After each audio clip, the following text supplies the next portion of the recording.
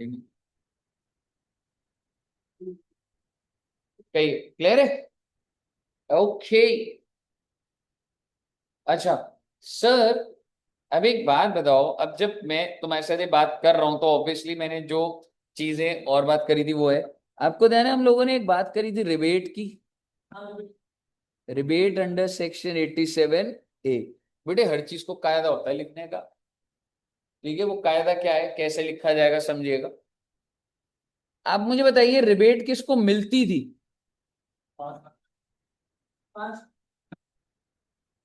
I mean to say who is eligible. Can I say you should be an individual and you should be a resident. अब मैं थोड़ा और refined वे में लिख रहा हूं। अगर आप एक इंडिविजुअल है और अगर आप एक रेजिडेंट है तो आपको रिबेट मिल सकती।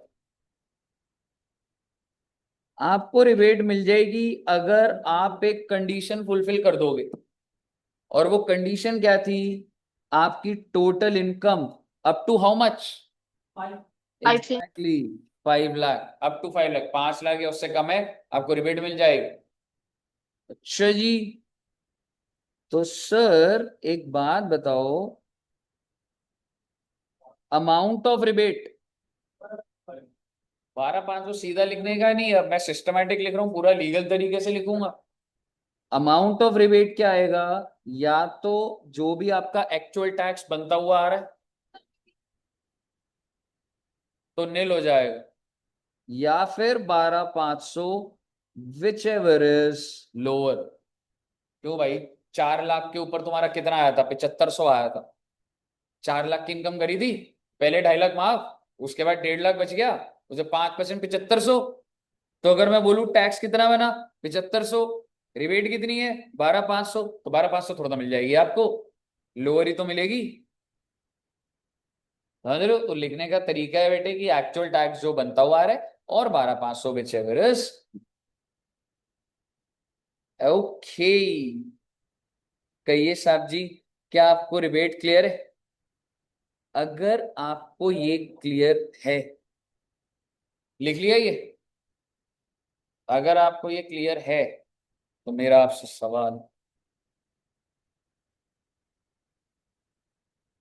मिस्टर ए 36 लाख और एज है 90 ईयर्स, एक इसका निकाल दीजिएगा और एक HUF 5 लाख रुपए।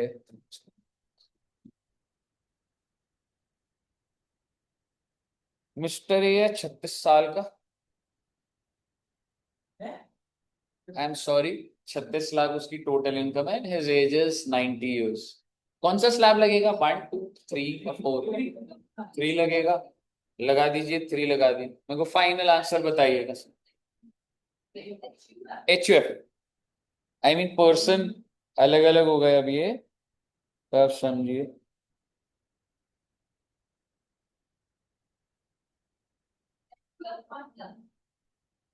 HUF एक पर्सन होता है।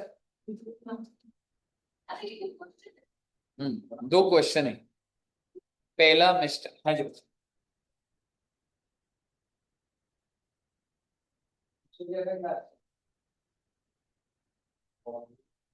बताओ मालूम, क्या बता?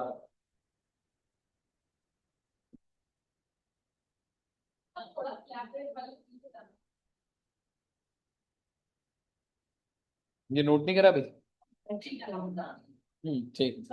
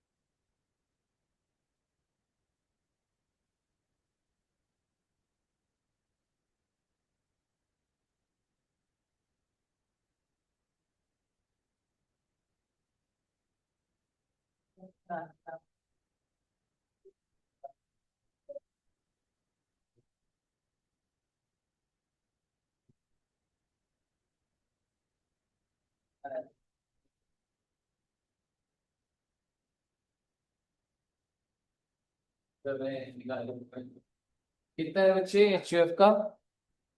I am sorry, HUF। हाँ, पहले 36 लाख वाला बना लेते हैं। 0 to 5 लाख।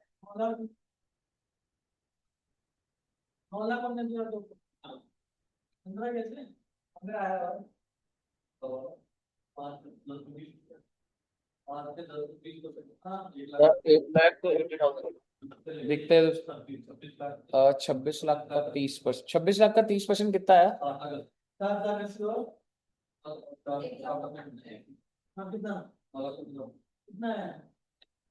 8,80,000 आ गया वैसे। अब मुझे बताओ, क्या इसको रिबेट मिलेगी? क्यों नहीं मिलेगी बताओगे? तो सर बहुत अमीर बंदा है, 36 लाख कमा रहा है, कोई रिबेट नहीं मिलेगी। 8,80,000। अब आप मुझे बताइए, क्या कोई सरचार्ज लगेगा? कोई नहीं No, लगेगा। sir. सरचार्ज तब लगता है जब आप बहुत अमीर होते हो, और अमीर की कैटेगरी होती है 50 लाख से ऊपर। तो 8,80,000। इसके बाद अब आप क्या ऐड करेंगे? HEC @4%। कितना आ रहा है बच्चे? 35,200। 4% निकाला, और 9,15,000।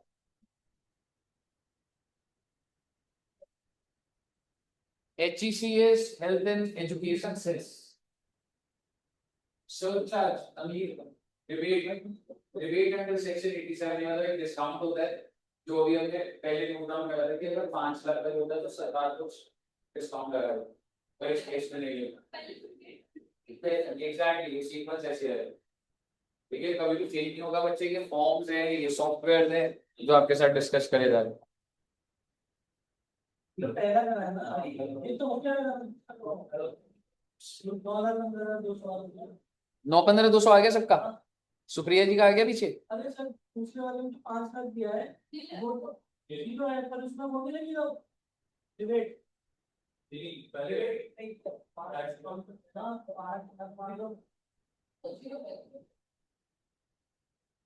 HUF 5 लाख का कैसे निकाला बताना? ना ना भाई, मेहनत तो करनी पड़ेगी। 0 to 2.5 लाख नील। 2.5 लाख से 5 लाख 5%। 12,500। 12,500 आ गया।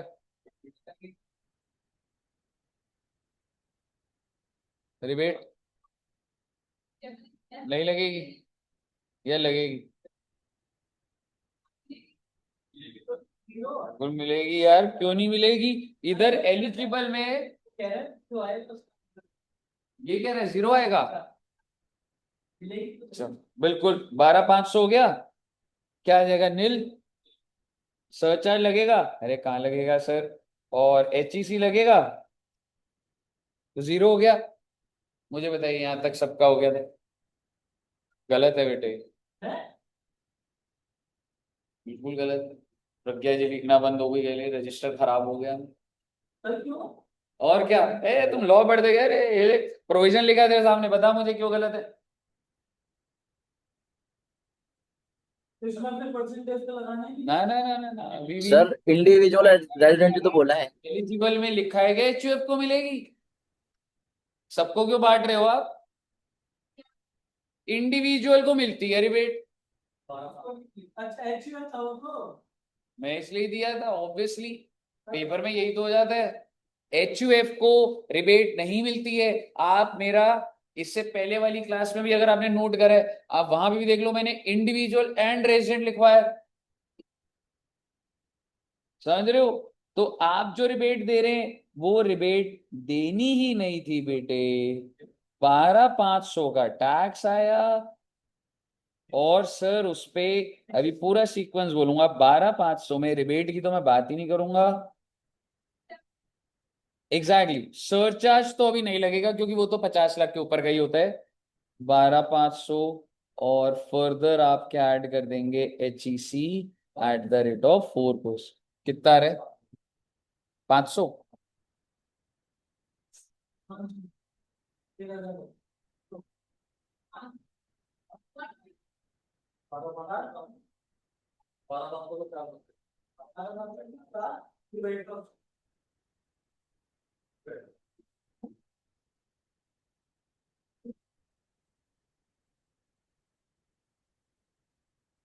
क्लियर है बच्चे यहां तक? ओके। सुनते जाइएगा बात, थोड़ी सी बात और गहरी होती जाएगी। और वही वो जो आप केस लॉ कह रहे थे, मेरे लिए केस लॉ का नाम इंपॉर्टेंट नहीं, मेरे लिए वो लॉजिक इंपॉर्टेंट है। क्या आप मुझे बता सकते हैं अभी अभी जो साल खत्म हुआ वो कौन सा साल खत्म? 24-25।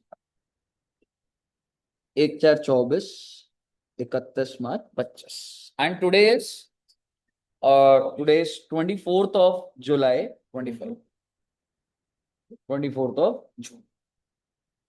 ठीक है, क्या ऐसा हो सकता है आज बहुत सारे लोग ऐसे हों जो 60 साल के हो रहे हो? का सर आज 60th बर्थडे होगा सर। ठीक है, तो मान लीजिए कि भाई कोई एक ऐसा इंसान जिसका आज 60th बर्थडे, तो आपसे पूछ रहा हूं कि वो कौन से साल में 60 साल का हुआ? साल में मतलब किस फाइनेंशियल ईयर में? ना ना, 25-26। तो मेरा आपसे सिंपल सा सवाल है, 24-25 में आप उस पर कौन सा स्लैब लगाओगे आप? क्यों रे, सेकंड क्यों लगाएगा रे? मुझे बता, 24-25 में उसकी एज कितनी है? 59। 59 क्या होता है, बिलो 60। तो कौन सा स्लैब लगेगा? स्लैब 1 लगेगा जी, समझ रहे हो? अब मैं आपसे पूछ रहा हूं 25-26 में स्लैब नंबर 1, या ऐसा होता होगा सर इतने दिन के लिए स्लैब नंबर 1, और फिर जब वो 60 का हो गया फिर, ऐसा कुछ नहीं होता।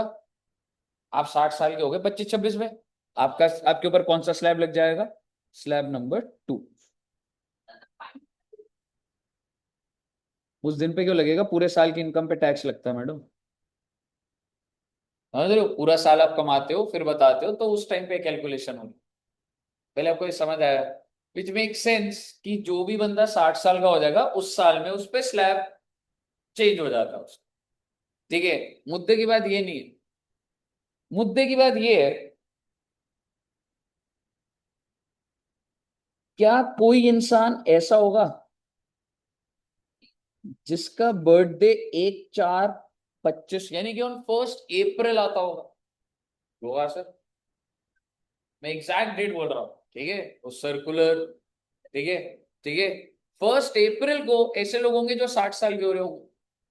तो आपके हिसाब से अगर वो 1 अप्रैल 25 को 60 साल का हो रहा है, तो 25-26 में स्लैब क्या लग जाएगा उस पर? Senior citizen slab number 2। यानी कि अगर किसी का बर्थडे 1/4/25 को है तो ये वाला तो डिफाइंड है सर, ये तो स्लैब नंबर 2। लेकिन मैं आपसे पूछ रहा हूं इससे पहले वाले में क्या लगेगा आपके हिसाब से? लॉजिक तो यही कहता है स्लैब 1, सरकार कहती है कि हम स्लैब नंबर, बिल्कुल अभी बता रहा हूं, अगर किसी भी इंसान का birth date 1st day of the financial year होता है, तो हम ये मान लेते हैं कि उसके 60 साल कंप्लीट 31/3 को ही हो। आप ये कह सकते हैं 12 बजे हो गए, आप ये कह सकते हैं कि सरकार, हालांकि इसके पीछे कोई लॉजिक तो ऐसा नहीं है, पर मैं आपको ये बोलूं कि कोई चीज अगर 1 तारीख को शुरू होती है तो वो 31 को खत्म होती है। तो अगर बंदे का जन्म हुआ है 1/4, तो वो 31 को कंप्लीट कर गया वो 60 साल। हालांकि इस लॉजिक में गड़बड़ है, अगर एक बंदे का 1/4 को 6 बजे जन्म हुआ है तो उसका 1 साल कंप्लीट होता है 1/4 को 5:59। आप बोलो सर इतना गहरा क्या सोचना, फिर सोचनी पड़ जाती है बेटे बात। एक बात बताओ, न्यू ईयर कब स्टार्ट, आप एक बात बताइए, नया साल कब स्टार्ट होता है? I mean 1 तारीख 1st डे, 1 साल खत्म कब होता है? एक से एक क्यों नहीं होता? मतलब आप एक बात बताओ। अच्छा एक बात बताओ, अगर मैं बोलूं तुम्हें आज जो डेट है ना, टुडे इज 23rd जून, अगर मैं तुम्हें बोलूं तुम्हें एक महीना जोड़ना है इसमें, तो क्या क्या डेट आएगी? 23rd से 24th। हम्म। 7वां महीना सर, 23 तारीख 7वां। हाँ, 1 मंथ। देखिए, मतलब चलो ये इतना मैं कॉम्प्लिकेट अगर ले गया अभी, तो वैसे वो चैप्टर दूसरा होता है जहां पर आते हो बिल्स ऑफ अकाउंट्स में होता है। मैं आपसे जनरली पूछ रहा हूँ, ठीक है? आप जो कैलेंडर ईयर शुरू करते हैं वो 1 तारीख को स्टार्ट होता है फर्स्ट मंथ के, and it ends on 31st दिसंबर। आपका जो फाइनेंशियल ईयर होता है 1/4 को शुरू होता है, खत्म कब होता है? उसी सोच से सरकार ये कह रही है, अगर जो बंदे का जन्म अगर 1/4 का हुआ है, तो उसका 1 साल कंप्लीट, यानी वो 60 साल का भी टेक्निकली एक दिन पहले हो गया होगा। और आप मुझे बताइए, आपको क्यों परेशानी हो रही है? बंदे को तो फायदा ही मिल रहा है। उस बंदे को जहां स्लैब 1 लगता, जहां उसके पहले 2.5 लाख माफ होते, उसके तो पहले 3 लाख माफ हो रहे हैं। तो आप ये कह सकते हैं सरकार तो एडवांस में बर्थडे गिफ्ट दे रही है आपको। भाई एक बात बता, तेरा जो बर्थडे है ना, वो 1/4 को आ रहा है। तू पूरी दुनिया को कह रहा है मेरा आज बर्थडे है, सरकार कह रही है तेरा बर्थडे 31 तारीख को है, यानी कि इस दिन है तेरा बर्थडे। सरकार कह रही है, तू कह रहा है तू 60 का 1/4 को हो रहा है। हाँ, 12 पे बात नहीं, इतना स्पेसिफिक मैं अभी नहीं बोल सकता।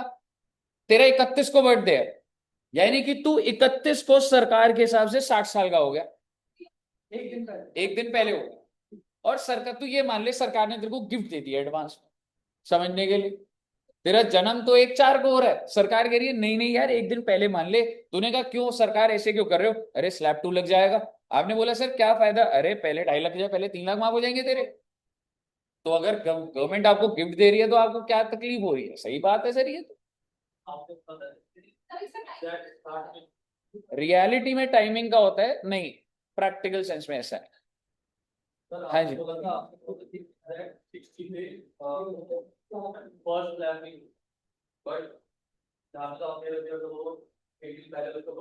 स्पेशल केस डिस्कस कर रहा हूँ अब आपके साथ।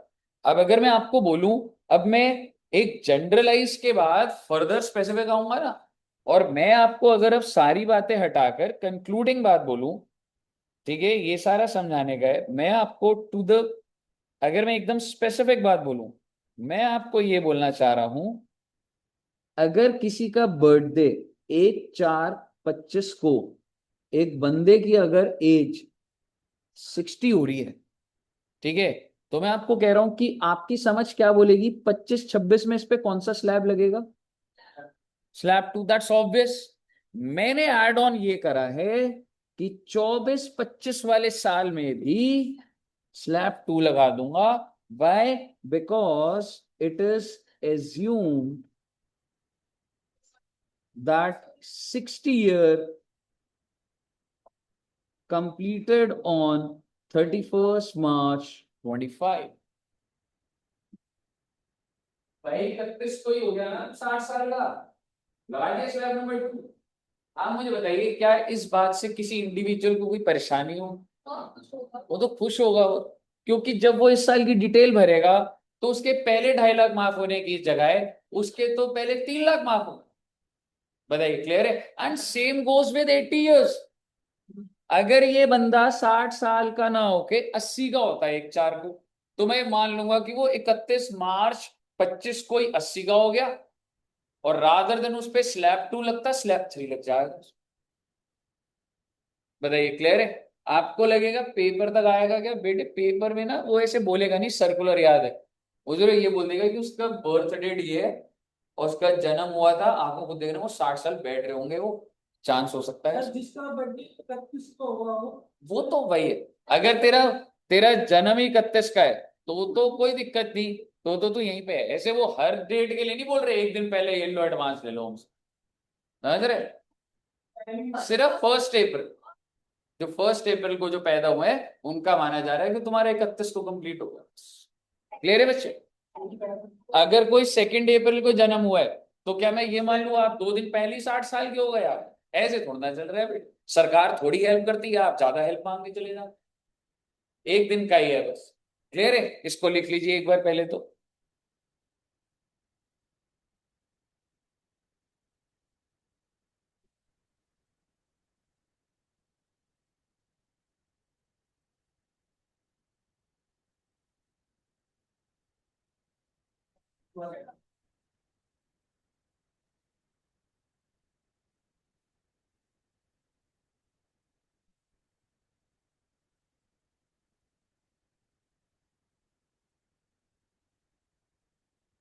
आयुष जी लिखना भी है इसको। घर पे लिख लो कि ये मतलब समझ रहे, नोट्स ड्रिवन ही जाएगा पूरा।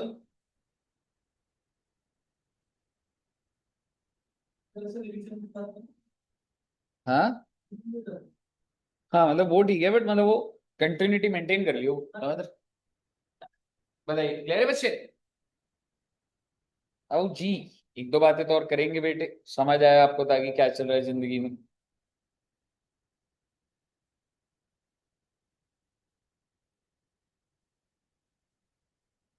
नोट के लिए बच्चों ने?